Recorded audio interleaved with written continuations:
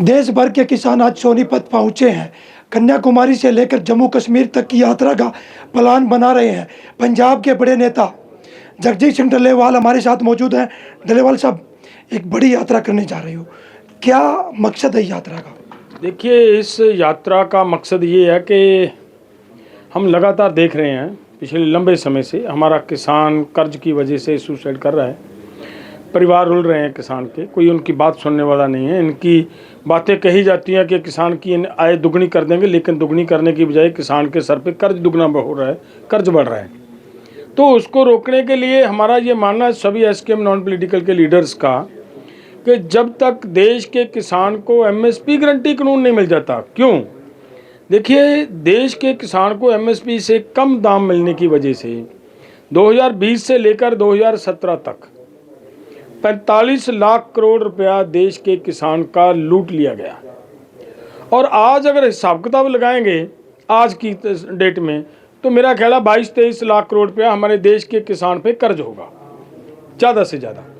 अगर 45 लाख करोड़ रुपया हमारा लूटा गया और 23 लाख करोड़ रुपया या 24 लाख करोड़ रुपया किसान के सर पे कर्ज है, तो इसका मतलब अगर एमएसपी गारंटी कानून होता तो किसान के सर पे ये कर्ज नहीं होता। अगर ये कर्ज ना होता तो हमारा 7 लाख किसान सुसाइड ना करता, उनके परिवार ना रोलते, उनके बच्चे ना रोलते। इसके लिए हमारा ये मानना है कि एमएसपी गारंटी कानून मिलना अति आवश्यक है और वही एक रास्ता है किसान की सुसाइड को रोकने का। और उसके साथ साथ कम से कम C2+50 के हिसाब से फसलों का भाव मिले, जो बहुत लंबे समय पहले से वो एक रिपोर्ट आई, एक ही रिपोर्ट किसान के पक्ष में आई है, वो भी अभी तक लागू नहीं हुई। और दूसरी बात, जब हमारे सर पे कर्ज बनता ही नहीं, धोखे से किसान को कर्जाई किया गया, तो पूरे का पूरा कर्ज जड़ा है वो वेव ऑफ होना चाहिए, वो खत्म होना चाहिए। इस बात को लेकर हमारा ये मानना है पूरे के पूरे स्कीम का। तो फिर देश की के किसानों की लड़ाई बड़ी है, वो लड़ाई लड़ने की ज़रूरत है।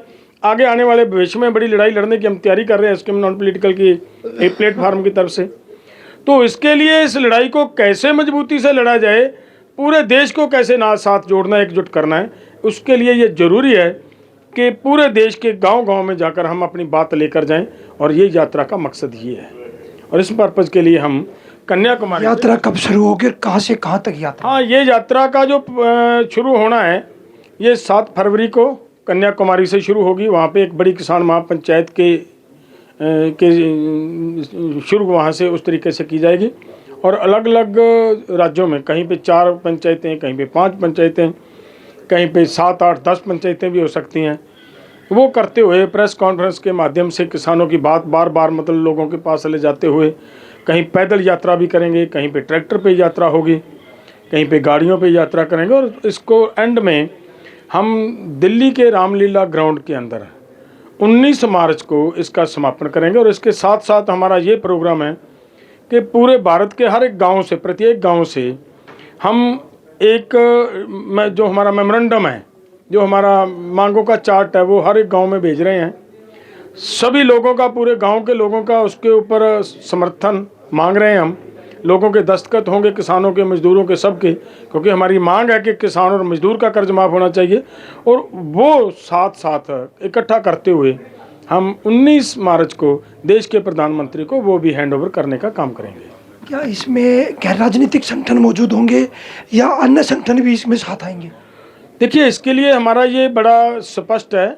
बहुत लंबे समय से हम ये कहते आ रहे हैं कि जो आदमी, जो भी संगठन, जो भी साथी, केवल संगठन नहीं है, जो साथी इंडिविजुअली भी अगर समझ रखता है कि किसानों की लड़ाई लड़नी अति आवश्यक है, अगर वो भी हमारे साथ आना चाहेगा इन मांगों के पक्ष में, और जब तक लड़ाई तब तक जारी रहेगी जब तक ये मांगे पूरी नहीं हो जाती, इस मंच का साथ देने के लिए तैयार है। सबको हम हाथ जोड़ के निवेदन करेंगे, सबको इसमें आना चाहिए। सभी राजनीतिक संगठन भी इसमें शामिल है। हरियाणा से गुरुनाम सिंह चढ़ोनी, यूपी से राकेश टिकैत, पंजाब से बलबीर सिंह डल्लेवाल, राज्यपाल और देश भर के अन्य नेता, क्या उनसे निमंत्रण दिया जाएगा या खाली अपील की जाएगी? देखिए, मैं ये कहूँ, अगर इस तरफ ना जाएं तो अच्छी बात ये रहेगी, क्योंकि फिर तो और मतलब दूरियां बढ़ जाएंगी। दूरी नहीं बढ़ाने का हमने आज समय दूरी बढ़ाने का नहीं है, लेकिन हमारा सभी को हाथ जोड़ के निवेदन है, सभी इस लड़ाई का हिस्सा बने। एक बजट पेश किया है भारत सरकार ने 80 माह, उस बजट में कह रहे किसानों के लिए बहुत कुछ किया हमने। जब भी बजट पेश होता है तभी बजट में यही कहा जाता है कि किसान मजदूरों के लिए बहुत कुछ कर दिया, लेकिन हर बार बजट में एक तरफ कुछ दिया जाता है, दूसरी तरफ कुछ ना कुछ काट दिया जाता है। हर बार ऐसा ही होता है। लेकिन हम तब तक किसानों के पक्ष का ये बजट नहीं मानते जब तक किसानों की फसलों की खरीदारी करने के लिए एक स्पेशल फंड रिज़र्व नहीं किया जाता। वो एक अमाउंट एलोकेट की जाए कि इतने पैसे हम किसानों की फसल MSP पे खरीदने के लिए रिज़र्व करते हैं, तब तो मानेंगे ना किसानों के लिए कुछ पैसा रखा गया है। अगर किसानों की कर्ज मुक्ति के लिए 4 पैसे किसानों के पक्ष में नहीं उस बजट में एलोकेट किए जाते तो किसानों के पक्ष का बजट कहाँ रह गया।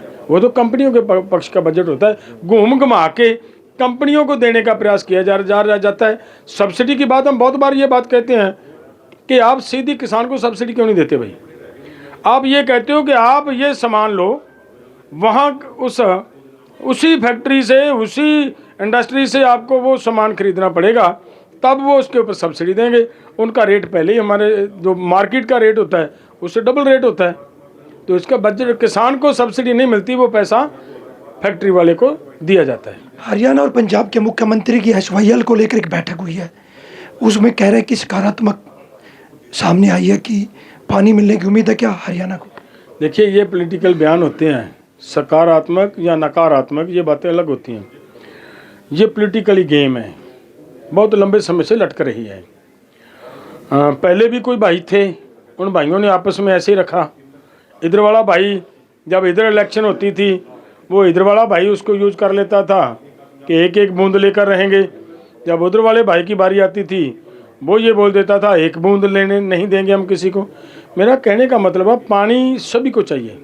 पंजाब की भी ज़रूरत है, हरियाणा की भी ज़रूरत है, यूपी की भी ज़रूरत है, किसान की ज़रूरत है। पंजाब हरियाणा छोड़ो, किसान कहीं पे भी बस रहा है, हर किसान की पानी की ज़रूरत है। और वो कहाँ पे अवेलेबिलिटी है वो देखना सरकार का काम है। वो अगर सही तरीके से उस पानी की अवेलेबिलिटी की तरफ देखेंगे तो मेरा ख्याल है सभी समस्याओं का समाधान हो जाएगा। इसमें कोई दो राय नहीं है। पानी की कमी नहीं। डलेवाल साहब, क्या SKM इस यात्रा के दौरान फिर इकट्ठा दिखाई दे सकता है? क्यों नहीं देगा भाई। आपने देखा पंजाब के अंदर पंजाब सरकार ने लैंड पूलिंग लाने का काम किया ना, लेकिन भले हम एक प्लेटफार्म के ऊपर खड़े नहीं हुए, लेकिन हमने अपने तरीके से लड़ाई लड़ी, दूसरे भाइयों ने अपने तरीके से लड़ाई लड़ी और पंजाब की सरकार को बैकफुट पे जाना पड़ा। और ऐसे ही यहाँ पे भी देश भर के जो किसान नेता उनके बीच में जो तनाव है वो कैसे कम हो? मैं फिर विनती करूँगा, हम तो निवेदन कर सकते हैं ना, वो कर रहे हैं, वो करेंगे और आगे भी करते रहेंगे।